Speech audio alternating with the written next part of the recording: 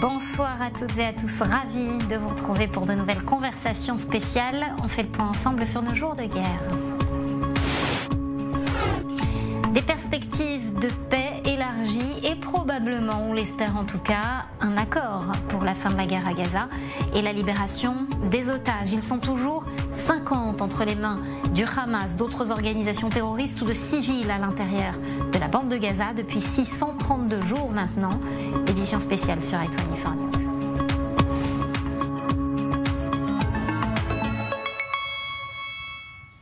Qu'il est étrange de se retrouver ce soir, après ces 12 jours de guerre entre Israël et l'Iran, comme un retour à la normale, comme si de rien n'était. On va continuer à parler d'Iran, à parler d'Occident également, avec nos invités ce soir. Mathieu Garidiri, bonsoir, merci d'avoir accepté notre invitation. Vous êtes ancien agent double franco-iranien de contre-espionnage français. Pendant près de 40 ans, vous avez infiltré les services secrets iranien de 84 à 90 et votre livre Notre agent iranien, coécrit avec Stéphane Johanny aux éditions du Nouveau Monde, révèle les méthodes de recrutement iraniennes pour infiltrer notamment le Parti socialiste. On va en parler dans un instant, mais merci à vous d'ores et déjà d'avoir accepté notre invitation ce soir.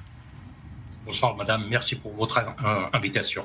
Michaël Darmon, vous êtes avec nous depuis nos studios parisiens. On va entendre et écouter ces différents témoignages. On aura l'occasion aussi dans un instant de retrouver Memona Interman, journaliste, grand reporter. Elle nous parlera de ses expériences, elle aussi, au Moyen-Orient, dans ce Moyen-Orient qui, et plus encore aujourd'hui, change de façon drastique. Mathieu Garidiri, d'abord, vous êtes un expert en quelque sorte de l'influence iranienne, puisque vous avez vécu cette réalité, cette évolution de l'intérieur. Et on se pose une question aujourd'hui: si l'Iran ne bombardait pas seulement Israël, un territoire, mais aussi nos esprits, vous l'avez pénétré de l'intérieur, ces influences iraniennes sur le sol français. Ce dont on parle, c'est cette pieuvre tentaculaire iranienne. Elle prend quelle forme, cette pieuvre, justement ?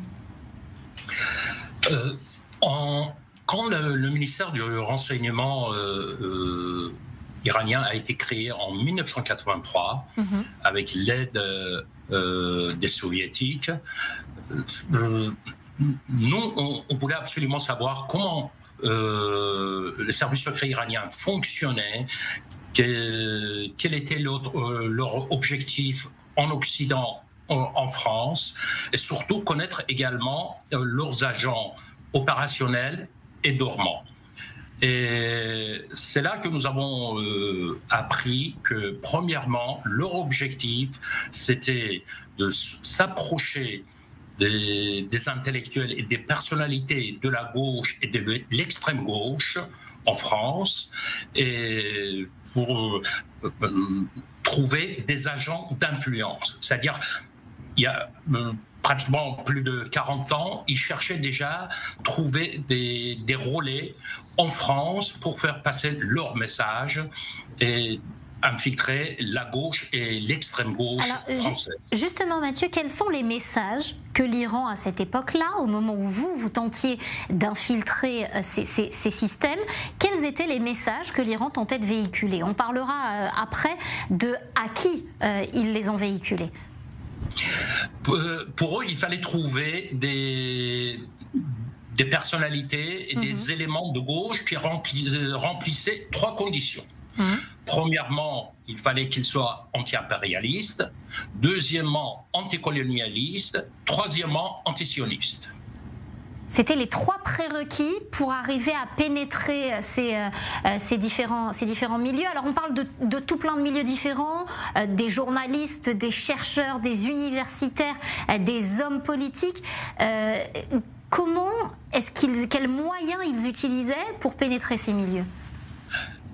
Ils essayaient d'abord, parce qu'ils avaient du mal, ils n'avaient pas les réseaux des frères musulmans. Et leur objectif était de faire en sorte que le drapeau de la République islamique, on le voit partout en Occident, en France, à Paris. D'ailleurs, malheureusement, c'est le cas aujourd'hui. On voit le drapeau de la République islamique à côté du drapeau palestinien à Paris, ailleurs. Alors, pour eux, ce qui était très important, c'était de trouver des personnalités qui étaient,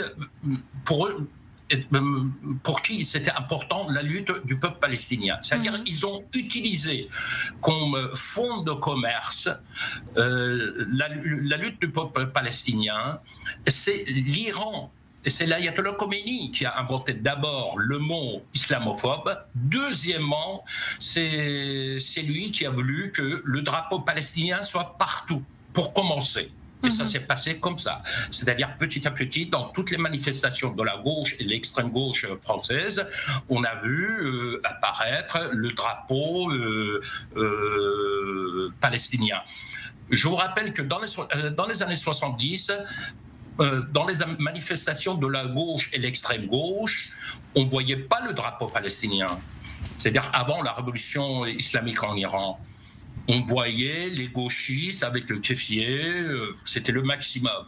Mais c'est l'ayatollah Khomeini et la République islamique qui ont introduit dans les manifestations l'utilisation du drapeau palestinien pour arriver à ce moment. Aujourd'hui, on voit le drapeau de la République islamique dans les manifestations à Paris. Et ça, c'est inadmissible. On peut dire qu'ils ont réussi, hein, malheureusement. Alors justement, c'est quelque chose qui a pris du temps. Hein. On parle de plusieurs décennies, d'une quarantaine d'années. Vous, quand vous vous trouvez sur place entre les années 84 et 90, qu'est-ce que vous sentez comme atmosphère? Qu'est-ce que vous entendez comme mots, comme idéologie, comme volonté de transmettre? Qu'est-ce qui est récurrent dans le monde dans lequel vous évoluez à ce moment-là? À l'époque, pour la République islamique, c'était la politique étrangère de la France était dictée par le Parti socialiste. Donc, pour eux, 60% des personnalités et des éléments de gauche, et surtout du Parti socialiste, étaient pro-irakiens. Et une minorité qui était anti-irakiens, donc il fallait les identifier, les trouver et les ramener vers la République islamique. Et petit à petit, les éléments de langage, au fil des années, a changé. C'est-à-dire, à partir de 1997, quand le premier président réformateur arrive au pouvoir, on voit les agents des services secrets iraniens dans les ambassades. À l'époque, il n'y avait qu'une seule agence de renseignement. C'était le ministère du renseignement. Donc, ils sont devenus très proches des réformateurs. Et c'est la raison pour laquelle, en 2009, Mathieu, je ne vous entends plus. Je ne sais pas si c'est seulement moi qui ai un problème de conservateurs, ils se rendent compte que le ministère du renseignement, qui avait deux départements, un département contre-espionnage, c'est-à-dire identifier les opposants et les espions à l'intérieur, et le département espionnage, avec leurs agents ayant la casquette diplomatique dans les ambassades d'Iran à l'étranger, ils se sont rendus compte que ce ministère, cette agence de renseignement était beaucoup proche des réformateurs. Donc c'est en 2009 qu'Ali Khamenei décide de créer la deuxième agence de renseignement, excusez-moi, qui était l'organisation du renseignement des gardiens de la Révolution. Et là encore, la volonté, Mathieu, c'est d'infiltrer les milieux de la gauche française, toujours la même politique. C'est-à-dire, dans un premier temps, il fallait que cette agence se consolide à l'intérieur du pays. Ce n'est qu'à partir de 2015 que l'organisation de renseignement des gardiens de la Révolution s'intéresse à l'étranger. Parce qu'ils se sont rendus compte que les agents du ministère du renseignement à l'étranger ne leur donnaient pas tous les éléments. Et ils étaient un petit peu écartés de ce qui se passait à l'étranger. Pourquoi?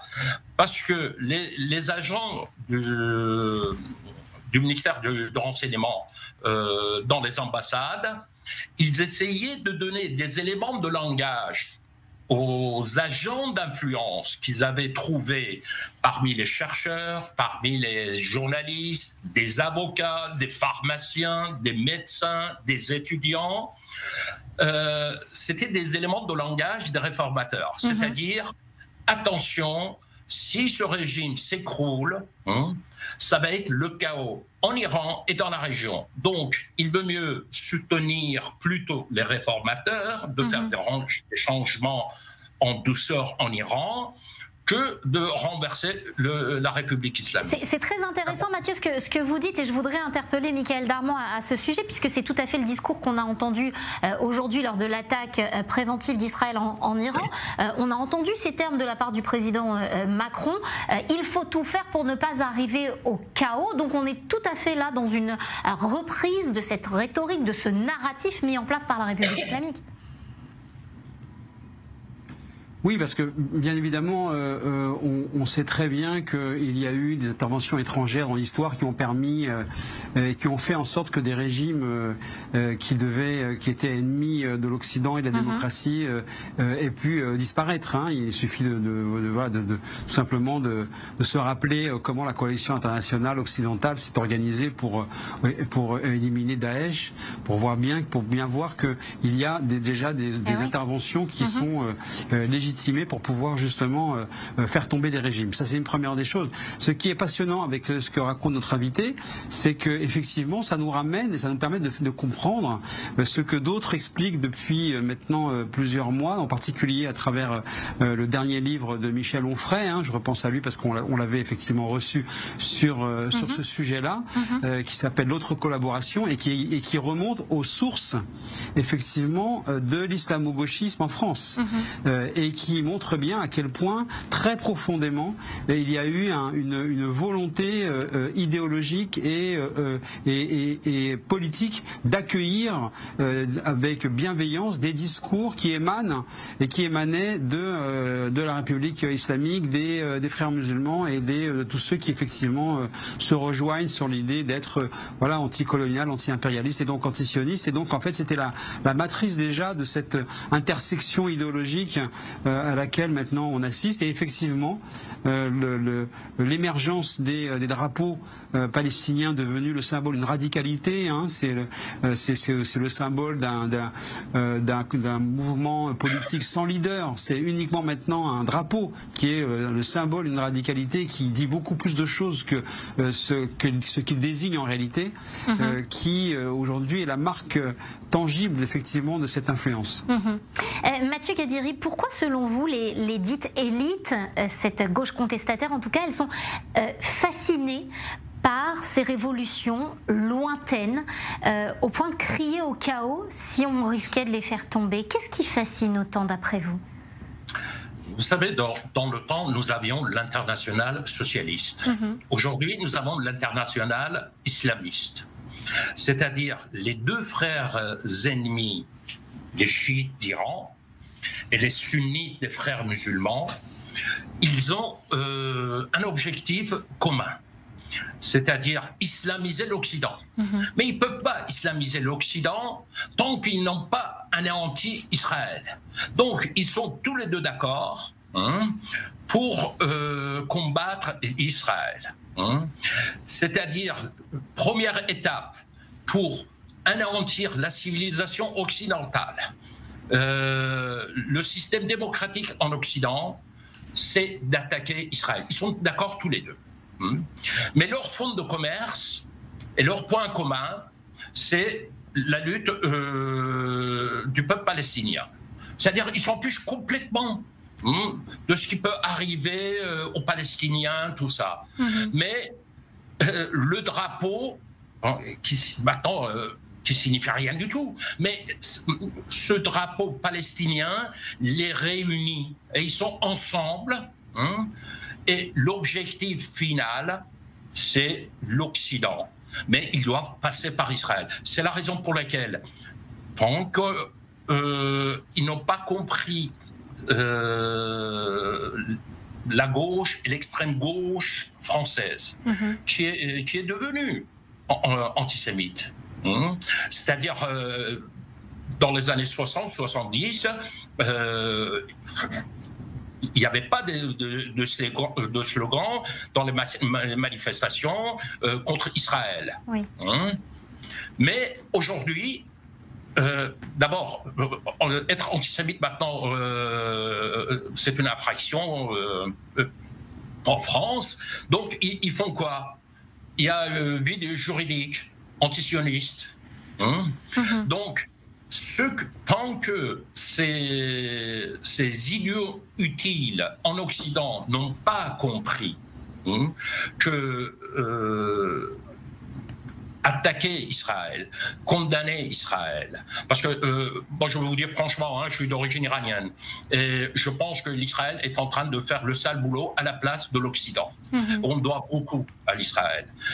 Moi, je suis très content, par exemple, pour mes amis au Liban, parce que petit à petit, ils sont en train de trouver le calme, ils sont en train de trouver la liberté et de revenir le pays qu'ils étaient. C'est intéressant, Mathieu Gadiri, que vous me parliez du Liban, justement, à l'heure où en Israël, en tout cas, les rapports se font de plus en plus tangibles sur des accords de normalisation globaux qui pourraient voir le jour dans les jours ou les semaines à venir. Mais Mona Interman, je voudrais vous interroger, bonsoir, merci de nous avoir rejoints. Je voudrais vous interroger justement sur cette question, vous qui avez couvert la chute du mur de Berlin, les guerres de Yougoslavie, vous qui connaissez le Moyen-Orient, l'Afghanistan et qui êtes également d'origine libanaise, vous pensez que ce Moyen-Orient qu'on voit en ce moment, il se redessine sous nos yeux en ce moment même et depuis le 7 octobre? Je ne suis pas libanaise, je suis réunionnaise. Mon père était indien musulman et ma mère une créole, une française bretonne catholique. Pardon de cette erreur. Merci de l'avoir rectifié. J'aime beaucoup le Liban et les Libanais, comme vous d'ailleurs, comme leurs voisins. Alors, est-ce que ce monde-là est en train de se redessiner? Je l'espère. Je l'espère. Moi, ce que je voudrais souligner, c'est que je ne parle qu'à ma place. Je suis journaliste, je suis toujours, j'écris, j'ai ma carte de presse professionnelle. J'ai été sur le terrain, donc je ne suis pas une stratège, je ne suis pas une politique, je ne suis pas une analyste, mais j'ai vu à peu près tous les gens que vous citez, c'est-à-dire bien entendu les Israéliens, mais aussi les Palestiniens de Gaza, ceux de la Cisjordanie, Judée-Samarie comme vous dites, l'Iran, l'Irak, la Syrie, l'Afghanistan. Donc j'ai vu sur le terrain qu'il y a énormément de gens qui rêvent un jour de vivre à peu près normalement, c'est-à-dire de se lever, d'avoir un boulot, si c'est possible, ou des rêves, des enfants, une famille, et de sortir de la guerre. Et peut-être que de tout ce grand chaos actuel sortira un monde nouveau. Pourquoi pas? Je ne crois pas que le Premier ministre israélien ait envie de rester dans un chaos. Il doit avoir un plan derrière, on l'imagine. Et puis les Israéliens, je les connais un petit peu quand même, pour savoir qu'eux aussi rêvent de la paix, vraiment. Ça peut paraître absurde pour des gens qui, de loin, n'entendent parler que de la guerre, voient des avions de combat, voient des missiles qui partent, qui viennent, qui atterrissent. Mais je connais vraiment, vraiment, personnellement, beaucoup d'Israéliens, que ce soit à Sderot, à Tel Aviv, à Jérusalem, à Beersheba, en Galilée. J'ai vraiment sillonné votre pays du nord au sud, d'est en ouest pendant des années. Et je sais combien ce rêve est au cœur des gens. Et que ce ne sont pas, comme on l'entend souvent, des sionistes, des sionistes, des sionistes. Ça ne veut rien dire du tout. Et je pense aussi que c'est le rôle, le devoir, la responsabilité de gens qui, comme moi, ont eu parfois la dent assez dure, finalement, à l'égard des Israéliens, parce qu'il y avait le mur, en effet. Mais c'est à nous, à moi qui ne suis pas juive, de dire ce que j'ai vu, de témoigner de cela. C'est à moi de le dire et de ne pas laisser se propager tous ces flots de haine et d'antisémitisme. Ça, c'est une véritable réalité. Je vais vous donner un petit exemple, si vous le permettez. Moi, je m'appelle Interman, c'est mon nom public. Je suis mariée à un Allemand. J'ai gardé ce nom parce que j'étais déjà assez âgée quand la première famille a été disloquée. Mais ce nom, à lui seul, suffit parfois à occasionner des regards un peu en biais et à me demander mais vous êtes juive? Non, pourquoi? Et à mes enfants, qui pourraient l'être aussi, on pose la question. Ça veut dire quoi? C'est juste sur un nom, sur un patronyme, sur un regard, sur une tête, sur un visage. On peut déjà vous mettre un beau sticker là. Alors, franchement, si là on n'a pas compris, on est dingue. Et justement, vous avez beaucoup parlé, notamment à la faveur de ces 12 jours de guerre entre Israël et l'Iran, de cet éveil de l'Occident. Est-ce qu'aujourd'hui, vous faites d'une certaine façon le trait d'union entre ce Moyen-Orient que vous connaissez et qui a souvent vécu les affres de la guerre et cette Europe que les générations actuelles en Europe, elles n'ont pas vécu, en tout cas pour l'Europe de l'Ouest, elles n'ont pas vécu les guerres. Et parfois, comme on le dit souvent et comme on le dit beaucoup depuis 632 jours en particulier ici en Israël, la guerre c'est la continuation de la paix par d'autres moyens. On est obligé de passer par cette étape-là et il faudrait que l'Occident prenne conscience de ce dont on est en train de parler avec Mathieu Gadiri depuis quelques minutes maintenant, du fait que la guerre elle est incontournable parfois et en particulier dans ce Moyen-Orient très bouillonnant. Mais écoutez, moi je trouve en tout cas que la situation dans laquelle on était, y compris avant le 7 octobre, était tout à fait insatisfaisante. Elle n'était pas satisfaisante cette situation parce qu'il y avait tant de points de blocage. Quand le 7 octobre est arrivé, ces massacres innommables sont arrivés, là probablement que beaucoup de gens ont pris conscience des enjeux qui étaient en cours. C'était pas seulement ce petit État géographique, en tout cas Israël, qui était en cause, c'était quand même des enjeux beaucoup plus larges. Et qu'il fallait sortir de cette situation de ni guerre, ni paix, parfois. Mais concernant Gaza, parce qu'il y a plusieurs problématiques quand même. Si on regarde, il y a le problème de Gaza, le problème plus général des Palestiniens, le problème de l'Iran. Si on prend le problème de l'Iran, j'ai interviewé le fondateur du Hamas. Et oui, le Cheikh Yassine.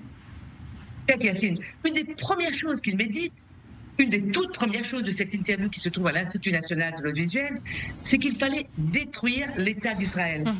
Écoutez, vous êtes là-bas, moi je suis ici.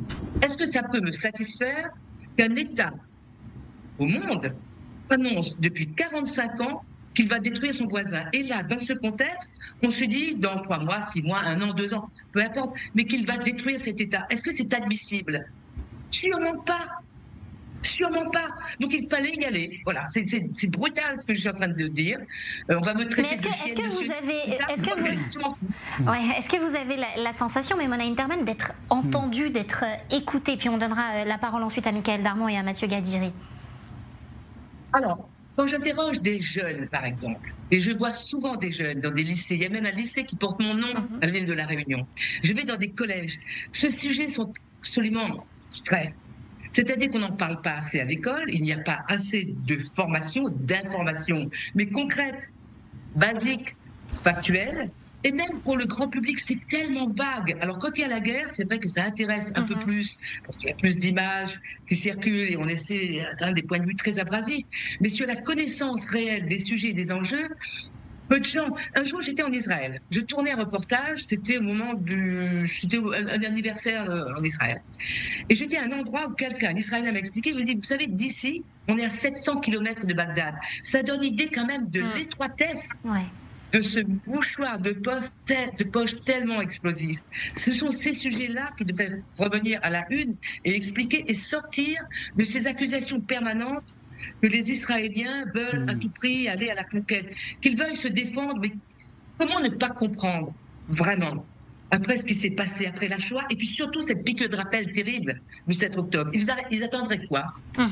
Ils attendraient quoi? Oui, le prochain drame. Michael Darmon, vous vouliez vous exprimer sur ce que vient de dire Maïmouna.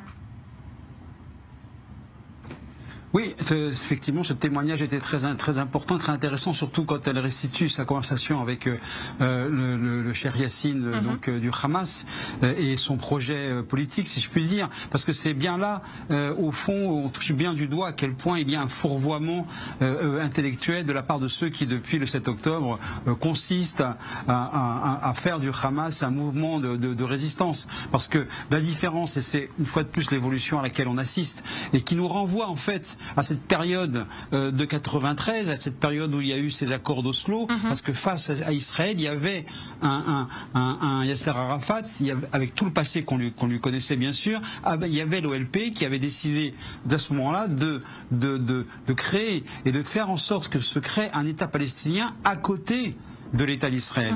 Or, le Hamas veut un État palestinien à la place de l'État d'Israël. Et là, par définition, on voit bien toute la différence et à quel point tous les responsables politiques français responsables ou pas d'ailleurs, qui parlent sans savoir et jusqu'au plus haut niveau, sont dans un contresens historique absolu en répétant ce mantra des deux États, et les évolutions auxquelles on s'attend ces prochains jours montrent bien une fois de plus que l'Europe ne comprend plus ce qui se passe au Proche-Orient.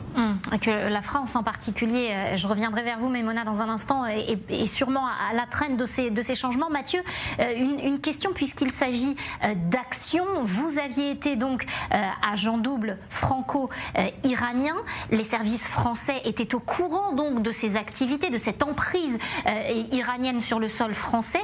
Est-ce qu'ils ont agi à l'époque? Est-ce qu'ils agissent aujourd'hui selon vous?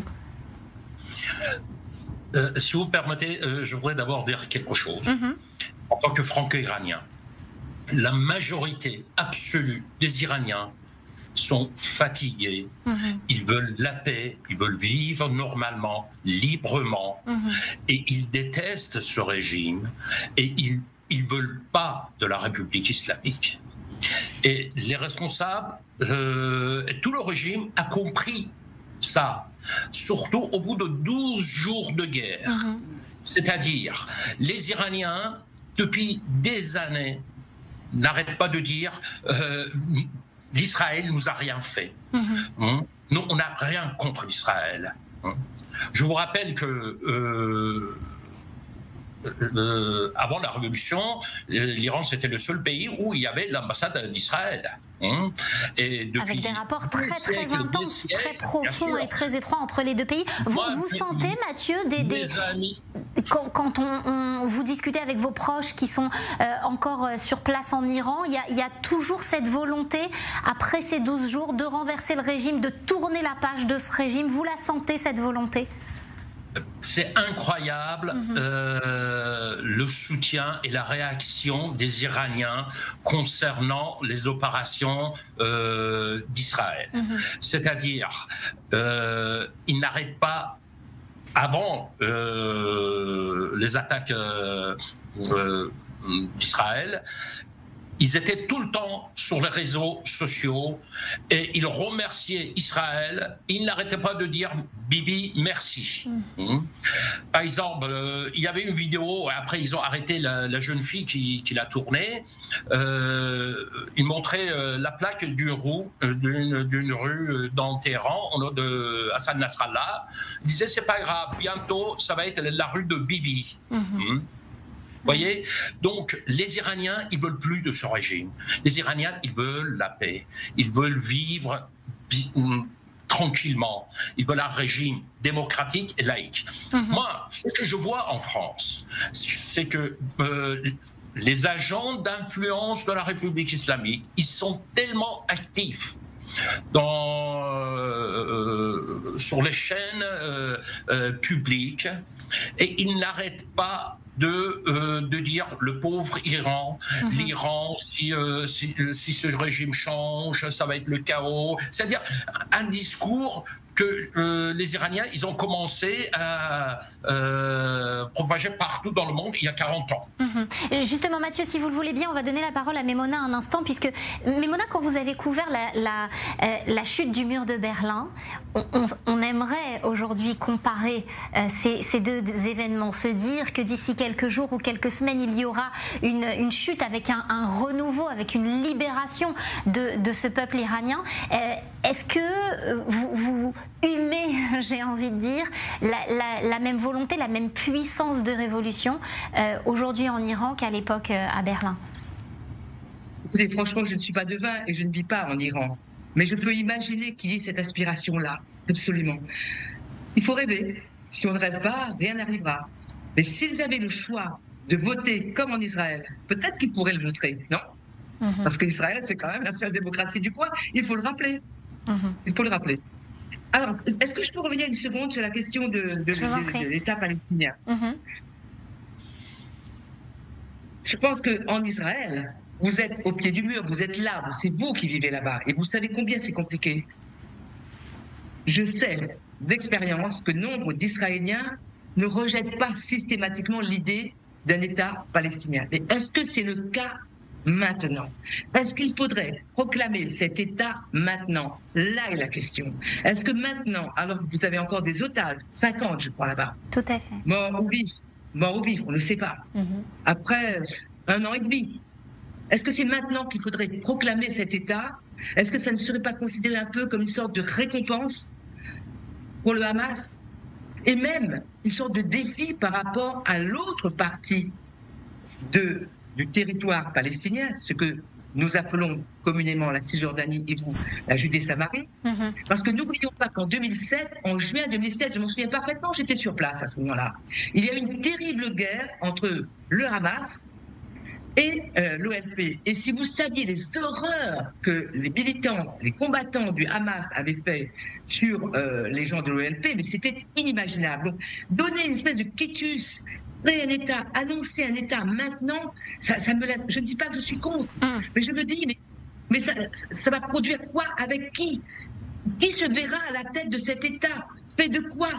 Il faut peut-être réfléchir. Oui, sur le principe, un État palestinien, oui, mais le proclamer maintenant. Maintenant. Mais vous avez tout à fait raison, Meimona, Michaël Darmon, c'est exactement ce qui agite la société israélienne aujourd'hui, c'est cette espèce d'effarement pour ce qui pourrait être pris comme un cadeau. Vous l'avez mentionné, Meimona Interman, et c'est tout à fait ça, un cadeau au terrorisme, un cadeau au viol, un cadeau aux exécutions dont on a été les témoins le 7 octobre.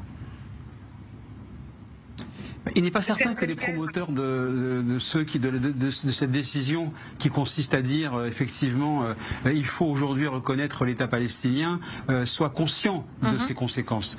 Tout comme on a raconté et démontré tout à l'heure avec notre invité comment effectivement il y a une instrumentalisation de la question palestinienne, il est clair que là on est également face à une question instrumentalisée pour un exécutif et en particulier en France un président de la République affaibli qui a compris que c'est le seul sujet qui peut lui permettre de franchir le mur du son parce qu'il est politiquement impuissant sur la scène intérieure et de moins en moins audible sur la scène extérieure. Donc c'est au fond une parole qui émane d'un banc de touche et qui vraisemblablement n'aura pas beaucoup d'influence sur les événements à venir. Mathieu Gadiri, juste avant de vous libérer, un mot peut-être, si vous pouviez vous exprimer justement et parler, envoyer un message à vos frères et sœurs en Iran en ce moment, quelle serait cette parole? Vous savez, les Iraniens ils sont fatigués. En ce qui concerne la question palestinienne, ils disent nous on ne veut plus que notre argent soit dépensé pour les groupes et les organisations terroristes. Nous on ne veut pas. On n'est pas partie prenante, ça ne concerne pas cette guerre. Et l'argent que vous dépensez depuis plus de 40 ans, c'est notre argent. On ne veut plus que cet argent aille aux terroristes dans la région. La seule chose que je peux dire à nos compatriotes iraniens, c'est que il faut qu'ils ne soient pas déçus du cessez-le-feu. Il faut qu'ils gardent l'espoir. Tôt ou tard, l'Iran aura un régime démocratique et ils seront libres, ils pourront vivre en paix avec tous les voisins, y compris Israël. J'ai envie de dire amen, Mathieu Gadiri, à vos propos. Mathieu, merci d'avoir été avec nous ce soir. Ancien agent double franco-iranien de contre-espionnage français pendant près de 40 ans, avec votre livre où on peut lire ces faits qui sont entrés dans l'histoire, la grande histoire. Notre agent iranien, coécrit avec Stéphane Johanny aux éditions du Nouveau Monde. Merci beaucoup d'avoir accepté notre invitation ce soir. Meimona Interman, juste avant de passer écouter un autre sujet, une réflexion peut-être sur ce journalisme. Vous avez écrit un livre qui s'appelle « Un journaliste ne devrait pas dire ça ». Aujourd'hui, quand on voit ce que doivent rapporter les journalistes, ces scènes parfois qu'on voit en France avec ces incendies dernièrement, ces appels à la haine souvent, cet antisémitisme qui se cache derrière l'antisionisme, qu'est-ce que vous vous dites sur le rôle du journaliste aujourd'hui ? C'est un rôle de responsabilité comme il est d'usage dans chaque démocratie. Je pense qu'il faudrait davantage souligner ce qui s'est passé dans l'histoire. On l'a trop oublié. On a même oublié combien notre propre pays, je le souligne ça souvent, notre propre pays a envoyé dans des camps ses propres citoyens ou de pauvres gens qui avaient pour seul défaut d'être juifs. Il faut le redire, il faut emmener des élèves, notamment là où l'extermination a eu lieu, expliquer par les faits. Et pourquoi diaboliser des gens? Je le dis d'une façon un peu naïve peut-être pour certains, mais on en est là. Pourquoi diaboliser des gens simplement parce qu'ils seraient de culture juive, d'origine juive? Là, je vous parle d'une région qui est proche de l'Espagne, où il y a encore pas mal de grands cimetières juifs. Pas à l'abandon, parce que le consistoire les fait entretenir. Mais quelle tragédie de penser qu'il n'y a plus ces gens-là. Comment soit expliquer cela aux enfants d'ici, de ce sud-ouest où je me trouve? Ils sont où? Qu'est-ce qu'ils sont devenus? Qu'est-ce qui leur est arrivé? Et qu'est-ce qu'on en veut aujourd'hui aux gens qui s'appellent comme ci ou comme ça dans la région? Moi, je les connais, je les vois, je discute un peu avec eux, parfois à mots couverts, et parfois les gens se confient à moi. Pourquoi est-ce qu'ils auraient peur de se découvrir et de se dire « oui, je suis juif » ? Parce qu'il y a trop de risques sur eux. On en est là aujourd'hui, dans ce pays qui s'appelle la France. C'est ça le b.a.-ba. C'est ça. La transmission, ce trait d'union que sont les journalistes pour raconter. Merci beaucoup, Memona Interman, d'avoir accepté notre invitation ce soir. Un journaliste ne devrait pas dire ça. La couverture de votre livre que l'on voit à l'écran, le dernier en l'occurrence en date. Merci infiniment d'avoir accepté notre invitation. Michael, vous vouliez dire une dernière chose pour refermer ce sujet? Oui, puisqu'on parle effectivement de travail de mémoire, comme Memona vient très justement de le dire. Je pense que concernant le dossier iranien et au Proche-Oriental, il y a un autre travail de mémoire qui devrait être fait en particulier par la presse française, mais pas seulement, c'est de rappeler quand même la mémoire des 50 soldats français tués, tombés donc au Liban par les explosions donc du Hezbollah, notamment ce qu'on appelait le bâtiment du Drakkar, qui a fait quand même tomber des soldats français qui étaient donc au Liban sous les bombes du Hezbollah financées par l'Iran. Donc ça devrait aussi, en rappelant ces faits-là, on devrait aussi rappeler aussi l'exécutif un peu plus de mesures sur la manière dont il aborde ce conflit et la façon dont il distribue les bons et les mauvais points. La communauté de destin, de passé parfois et de destin également qui nous lie.